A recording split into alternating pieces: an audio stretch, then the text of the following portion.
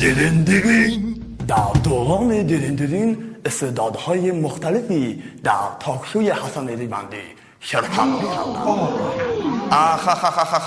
من امروز برای چی اومدم اینجا؟ وای عجب اشتباهی کردم. از استرس دارم دیوانه میشم. با ترانزیت هم اومدم. جا پارک هم نبود. پلیس با جلو سقیم نیاد نبره این آقا. تو داری صدا از سر در میاری؟ یعنی دهنت پره کنم. من به مهرانپر اصلا قرار نداشتم. یاور از شهر زیبای آمال خطه پلنگخیز مازندران متشکیمی حسن ریوندی رو خاک میکنه. حالا زیر یه خمش بگیره فیتیلم میپیچونه. دودوش فیتیله چیه؟ من خودم پلنگ مازندرانم. کنگل کنی به من تندیس پلنگ مازندران رو دودوش. یعنی تو آخرشی یاور. تو مثل التماس من میمونی